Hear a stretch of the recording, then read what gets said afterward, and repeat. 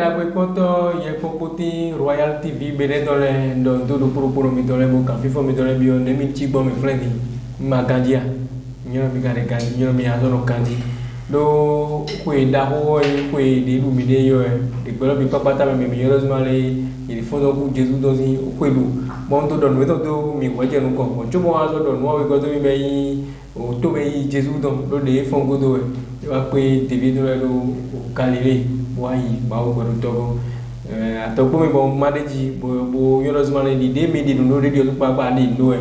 fono ku Jesu do ne nu ne to ku mi no mo ku le e afo mi papa ta no te bon nu ne nu go mi ka bibi e yoro zmale je ma u to go do era se da gbele bi papa ta do pro mi do le don do mi bo do mi bo no zmale te ni be de asa tongo lido so ku fo ko go de me mi de do no wa no to ko no de mi o so me ti mi yo go e no Jordan dada mi amoro zmale mi gbo ko pe ye ni bo wa do mi lu gbo to pe jiwe mi lu gbo to pe jiwe ti lo ko lo akere fi a mi gbo re majo nyaji asongbe dia we go mra ho asongbo kuma bo do mre wo papa mi ni se pe do mi do se pe do ne no zmale ko de ko le mi na je ya mra ho hono gang pagbala ne ati mo mle de ni lo nya kare ma de no lo nya ngbe po di ndi ma audio klan de beaucoup de do ouvert so donc bo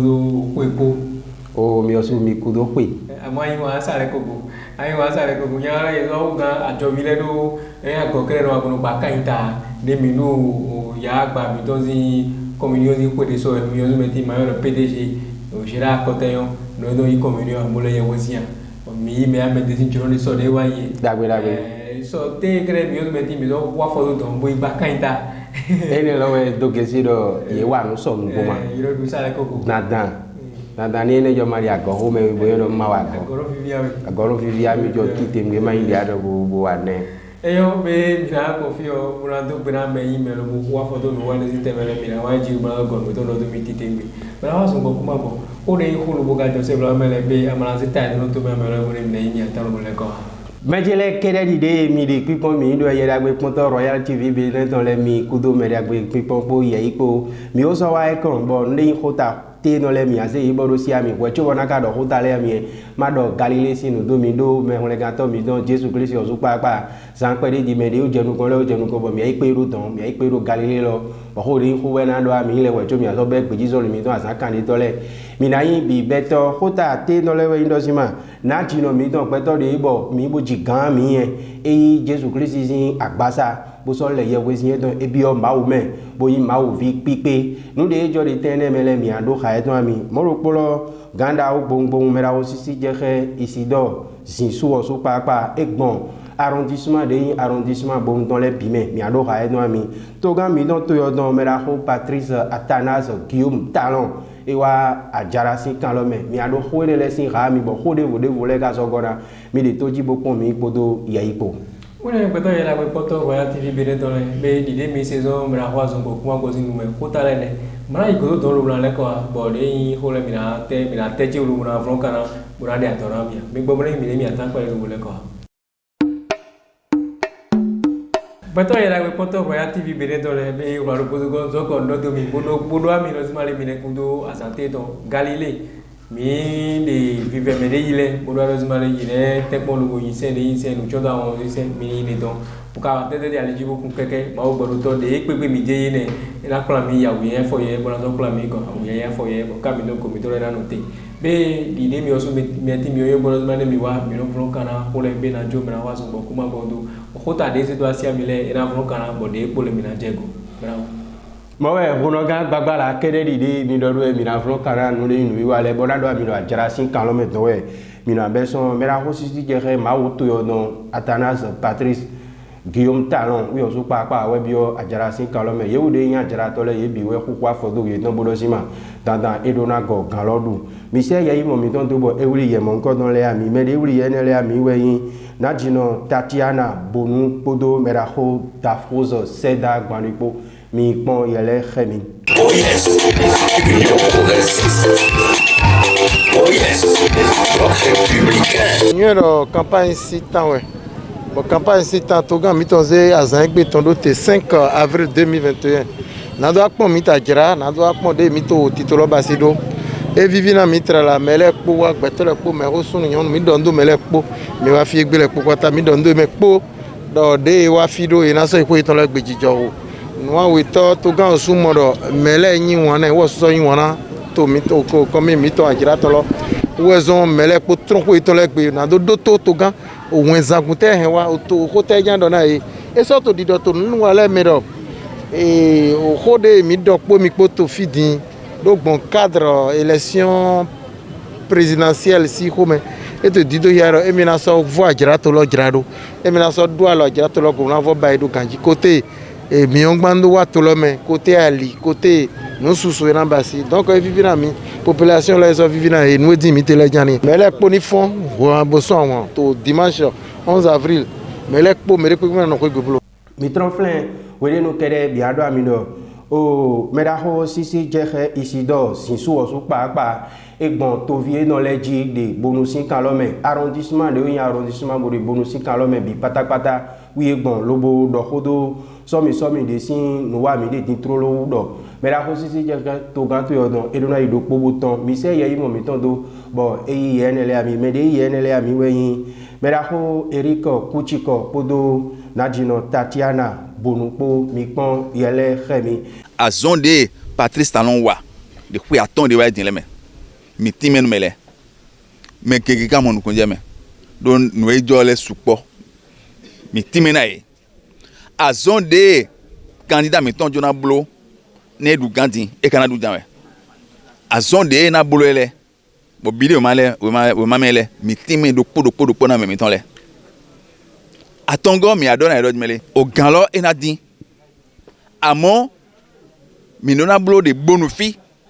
bona blo de arrondissement mi ton do podopo de village mi ton do podopo bona dudeji bona eze gbeto kanwe ko et na mo dire que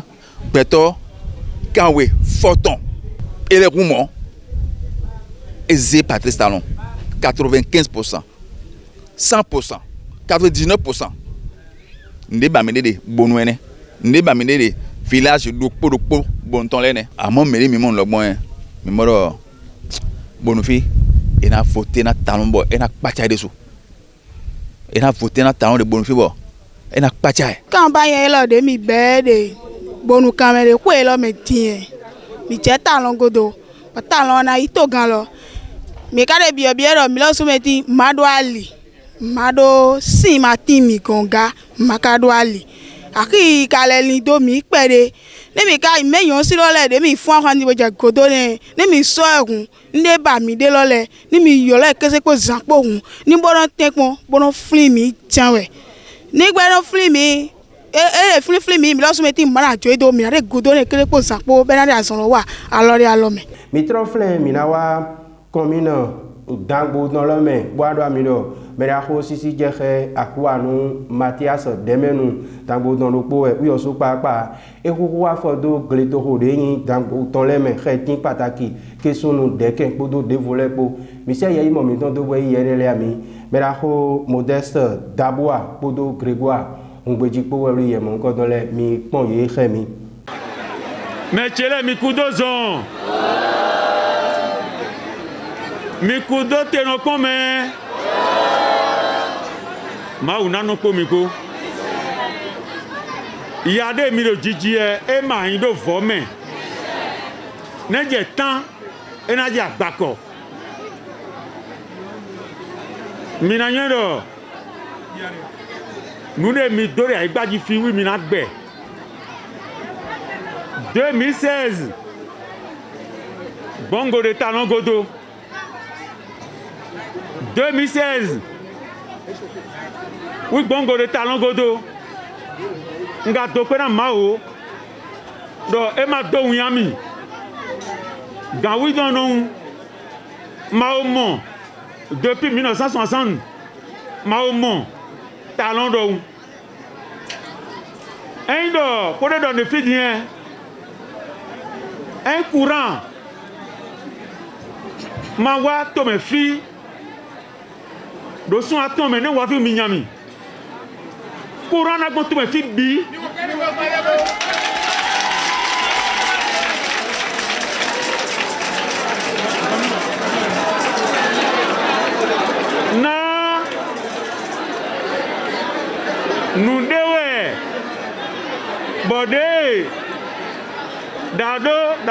Dado.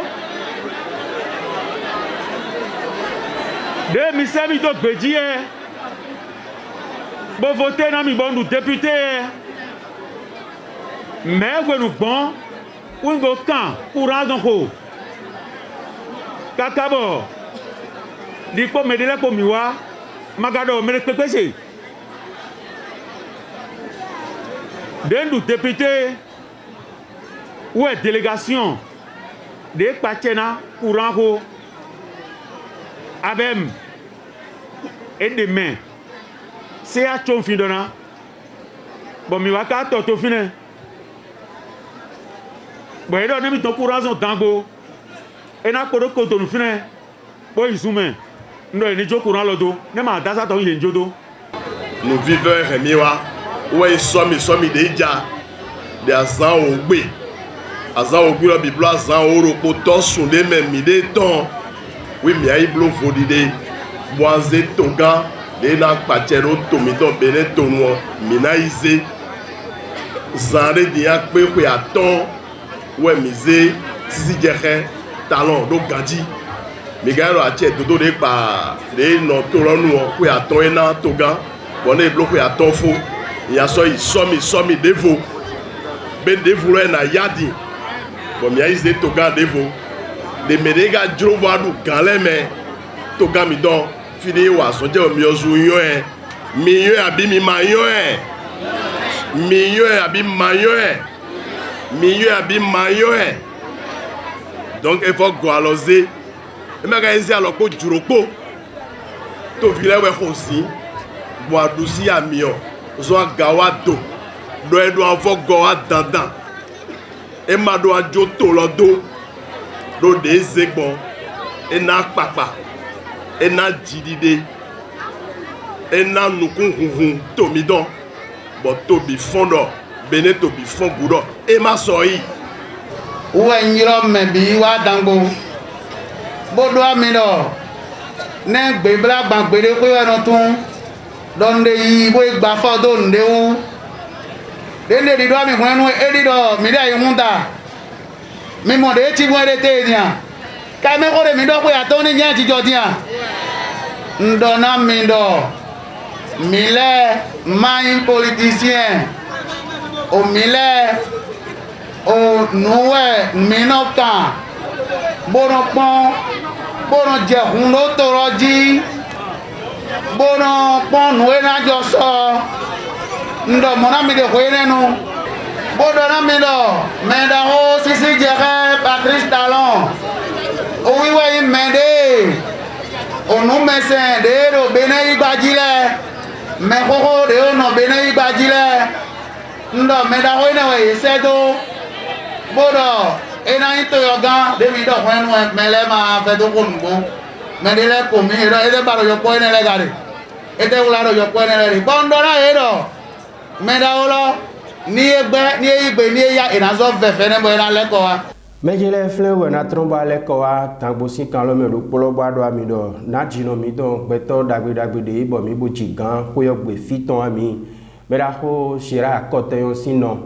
eyi Jesu Christ sin apasa lo buka so le ye kwesin edoge siro ebio mawo vileme boyin mawo vi pipe mawo vi mime mi se ye imo mi ton dobo ewuri ye mo nko ton le ami bon mi dona to ke si ami me ewuri ye mo nko ton le we Grégoire ngbejipo dafro seda panipo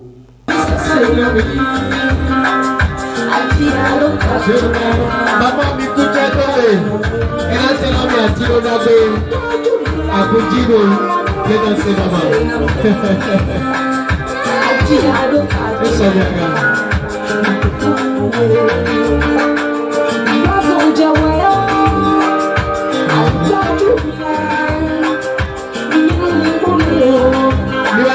ya mi va a mama ella abuela mi va a mama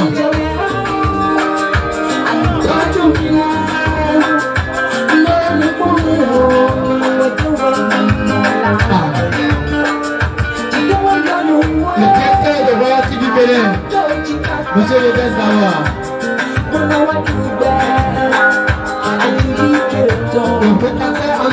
elle s'assure, monsieur à côté, c'est ça.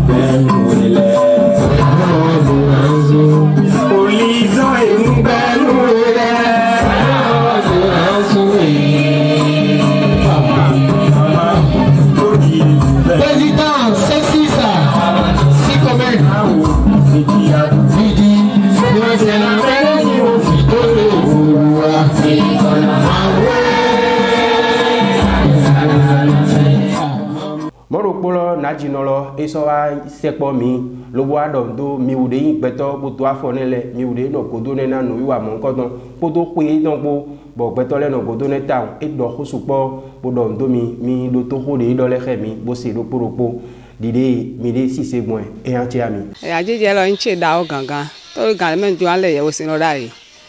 o wa ne mo ngo no da ka ba oglo lo bo ngbo bo de kuraje bo no mo ri ka bo e wa pon bo mera oje to ina udu tron kuton bo wa bo mi no me ka ba iglo agbona wa hokla la une mera lo wa tron mene de ga tron mene lo dine bo ye komi dine je mene lo plonji bo wa de plon ka bo wa yimi do meleme bo le mi do meleme o de le mi do meleme wa de mene lo ka bo wa do bo mi aya izame bo wa din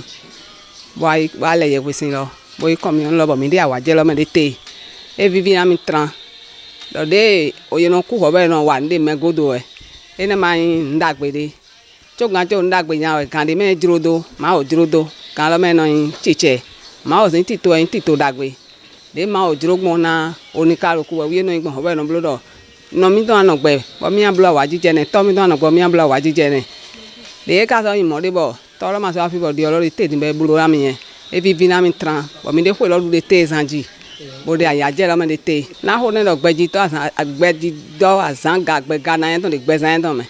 bo wo na mo dubo mo gba bo fi na blo wo re so fi na blo ne sun na blo ne yon na blo ne bo no vie de godo ne le de sunu me yon me pataki pelaji akote yon lo na ho de ne tran je do Louis ji ye me bi pata amo me ta to lo we de do aliji ho bo ho lo do nchiche me de mi de fi te ni do pela ma olodo ira no godo to fon kaka igbadanu body do e to na so nde ma na kan e pon gberegbere mais ina ina kambara kran no dia ma nyo melo ma ogbe no nyo melo e ona ze ndi da hu gamelo bo ze da si amelo o fi mo nko ton de 18 do timbo ma obulo le ma ogbe no yesu gbe na meto de yin lo su na do gbe zan da gbe gbigbo e ton le me bo na mo hin hon bo na fringe meji to e ton le ji de no po topo me bo na bulo ai de chire lo me na ma mo akwa ya ku ngbo na hu ali ai be na bulo na no e ton le de to e ton le de gbe we nu e ton bo ne je so godo yo na intan pinu be na pin tan na me wa gan ele ne mo de ro yi la di o we ke bo ila e ma pe ndoku na etra la le sunu po yun po yo po ko me ho po asupo asi po vi po no po de wa le bi pátápátá ndogbe na e do je ogbe no e na kan jo mi yen ton do ye ji wo fi de ba ko lo zon bo zan pero na ya wa jije na yin ton du deji na yin ton mo fi de sezon kru na godu ten lo me na e bo na mo yi bo mo gigo ka do ma se go do ma se chi jo wa na kan e se afonu kaka igbadanu aya je da ho de we ina mi do mi wa fi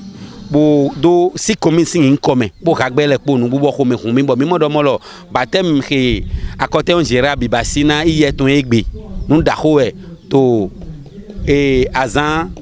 pak ton bi bo mi na do ndo akote on jera na alors que no gonami bo mi na profiter gon fi bo na bio président le to si commune mere do kporokpo do yini gwalo na mi to nu me na nu kon yi ndo tin do sans président le magwalo na mi manga inu konto ndo me do de jero mi dondo yeme do kporokpo mi wa dondo secrétaire adjoint si commune ton monsieur Abor c'est do secrétaire adjoint à Piachton bo mi kon fi bo dondo président yeton do o mi to alogo yeton lemo ena tiena Royal TV Benin flem ya no tero ba do ami do ho de yin ho bo so gona le mi de toji mi ase yeson no mi tome mera ho kuno gan gbagba mera ho asongo kuma bo era tiena we bo ku je do o ta problem bo ku je do kan na ho le na me de ri pipo mi le era tiena mi o so me tin de ri toro mi bo ka pipo mi le kan me le rozmari nu de mu bo jo ni se bra me mi le confide mi se si una kom bo rozmari do santé don we kre mizo aziro te bona le ko glitra ando galile tima na idu le si janwe na den du mera o die don gerado na do bedo de bole do so de mi de o chale bo chale fini ta bi o pe fini zete zete e me de ida da na be deji ile do ino zete to le deji wo zo mo ko le ko support mi confio mo te do mi access mo so na mo ke mo na zia mi bo no de mi na do ko mo ino zima mi na do gbe na ye me de me mo si beji zoni na de na blo ko mo so mi na tin yi mo na tin be o ka tin FIFA me bon to gan de flenkere na du ko kawo do de ba ide ne de ba mi de ne kabi men de ba mi de ne ando man de ba ide ne ando e be de ba yi men de yi me lo ka de ko to na to gan bo e do na je ko bra je kan be kan de ko yi men de yi to ko do gbe da ho le ni do bra ko isido si su de yi o to ko la gan ho so de wa ito bonu to bra ko ne e tempo ta o gbon o de to ko la bi tokola do bipa ko fle mremre mo tinu mena yi molozima mo ne yi mo je ko je kambe o so to ga to vile do ade na blo kombo FIFA tina so mi le ka nunu abunda gbe wo ndagbe we FIFA do na ti FIFA lo sin kan ho de ta me de sin ai ka o me de sin ai ko ene mai di odon me ho FIFA kan me de gere to mi don mo adu gan ma wo no de hoyon de ko do me po mbo iblo di odon mai ye du ka o ko ma du ka o po mi ga lo ku be yo etitri e ma di depo ate ando kuro mi dore ko bari titi mo mani dipo ngabalo zma le ko ato ga to ni udi die jadi bo ya ko bera dipo ko bera dipo do de wa o za mo de wa no ne de wa ajira amo ko gba do to ko de do flele mo to ko do flele so dia ija ina to vile do zma le ndi pe manajo ndi makaso na jo ndi pe manajo so mi era tin ibo na tin gbe de dogbon ni de dogbon mera ko zo de segbe de ja be mi do na te ko lu mrai di dogbon de jo di rozmari ko me to ke ma pem de no le bi bo mi no za ne iro ahoto am de pepe o iro ya to ro yi ko fo de do ne gbo yi ne bo le je do ne deji o yi ko to be deji a na yi devo e ma yere kero e ma gbo ai devo o me to ko ya we ma de beneto do kai tante alo a ya yi do o nyo kunwe ma permis de cause rien alors ya ko ro gba ma do fa to yi e no se ya ko ro gba ma do fa to ro so ko ni no ina we ma ko le no a ho iwo do reçu ni na we aya reçu lo bo voter bo so voter o dagbe eyin ko to photo ko ye to ma de ye ma photo do ba yi ko to ni sare we ma lo jipo ni ne glo kai de ku do yi we ma to dia no he ya we ho me lo kan di je be ko so no kan de wo di ko de je fide ma ko ma ko fide ase ko re yo de a he ni a he kan de so ndo yi aro he aro yi bo so voter ama se we lo kan ene ma tibe ama se we lo nune to gano kudu ka sisole kudu we dos mali o cadre pido kokoro egbego ma brego ariana re cadre national ariana re permis de conduire ariana re o carte scolaire o ko village we ma de no yelo de do ede lo do yi ko we ma no ha yi ko do o ga no ha yi to de ni do awe ni e do ha yi to de ko we ma de na to de lo be yele ke lo bo so le wine o mi to ga do kuro mi trewo do dos mali mi te ko bo yi se de yi dole ina yi no bra vi bra je ko bo je kamwe ye ka ne do kuro me nya mi la mo lo bra to gbe na bra ko si je honorable o akwa no Mathias akoma do ozu me di e di kamfanta o e je gidi de danger mo ma di ke be yi mi mo e fa kan jo no e to ko la de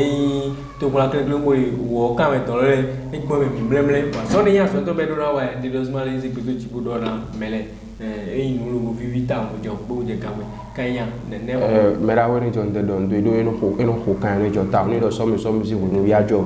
eno busingi di ta mbo me de godo de jo no ton ta janwe ni ku che do aso ton e gbon flen le bi to de do ji kamele mo me gbon ma amoy amazone azone bra ko izido wa we no ko to pe we wa mo nya do jo toju hu me we gbon do jo di ake kloji wo toju hu me e ga na chera mi ya chena so ni wa ni le to ko so me di mo do wa pa na wo yemi mo ne ndo to gale ko avini azo fin vale Uganda ino do ya so na nu ko iwo boto la uto ina chena mi kuche pade ko mi na wa lu na te de jita o wen o ya gba mi ton no mi ton de ano da gbe no bu na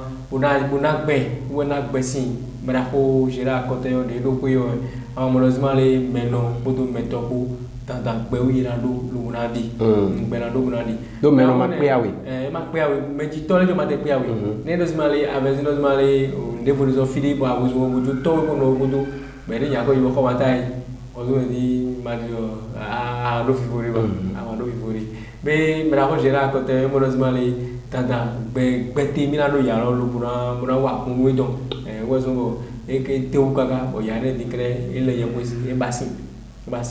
lo bo wa yi Jesu Christ gbaza nu da ho we bo ye kan ene me mi la ko buna to buna peto de wa ye le dia lo bi ma dos male nu na ko sigi so mo wa ene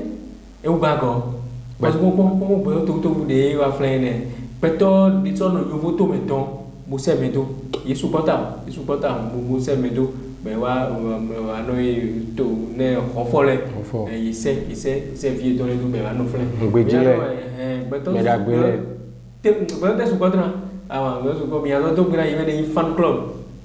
ko to me ko to alo fan club te me yiwa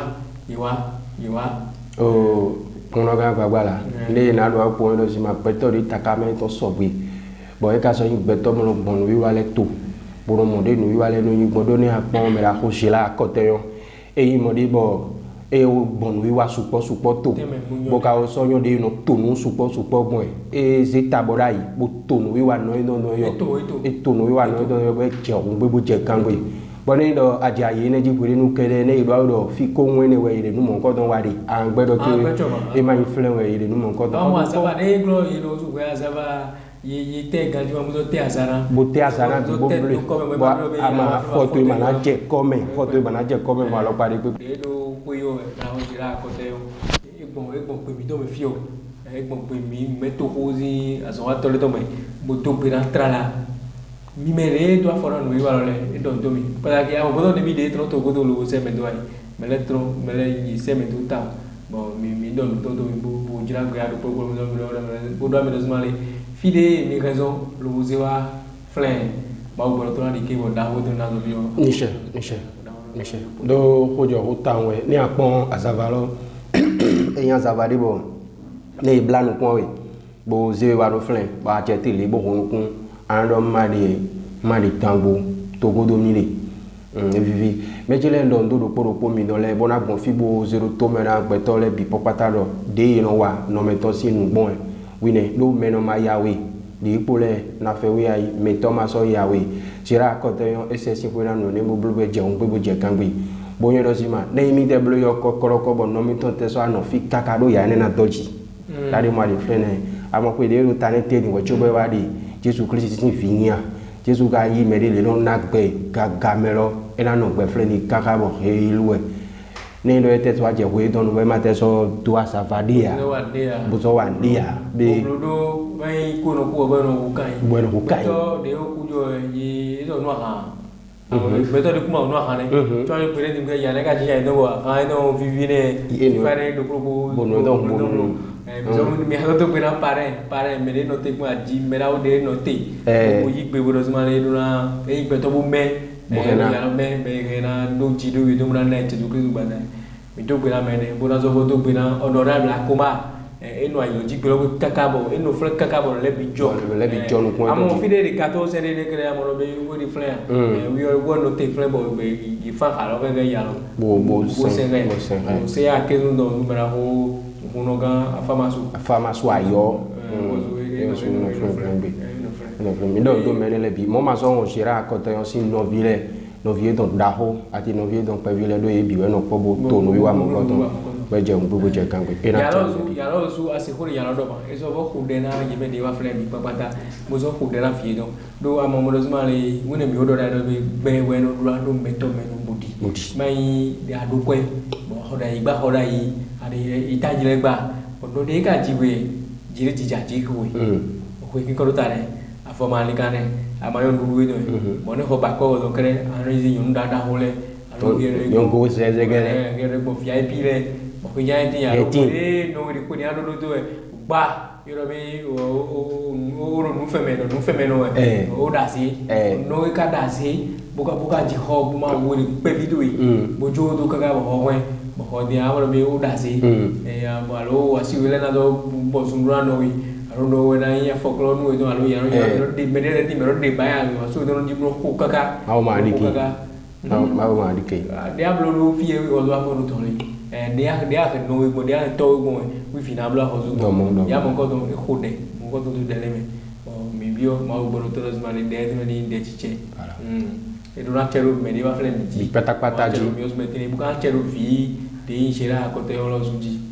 bo asonte wo zo no ranyo bo pe ka no wo zo don ene kere mele na ido pom mele na ina ponte una mele me de ko ma blole mi vive mi os lo bura mi os mani mi os meti mi me de ko bo ma blole me ko mo blole do di odi ma blo mi me de ko mo blole ho blo aha me de ko do na yi mo yi ponte una mi na to pe me wa pre mi papa ta bo na zo to pina me yi mo na to ko do no konta ole pata ki me na ko lo se lo ama me de mo lo se lo e si ya isi lo se lo o munda yo si via piti me na piti de mi no do maso Nigeria eno yiro mi de tolo de ayo maya wa ma o ku yiro mi jiro ne ka ko tolo ma wa zo ma no ane ko so mi o da me do ali jibo ja be mi ato pe ame ne buzo to pe na o re da kadiri ma re ne buzo meti wa blog wa ma de re na wa wa bo le lo ma o sigiri bi do tra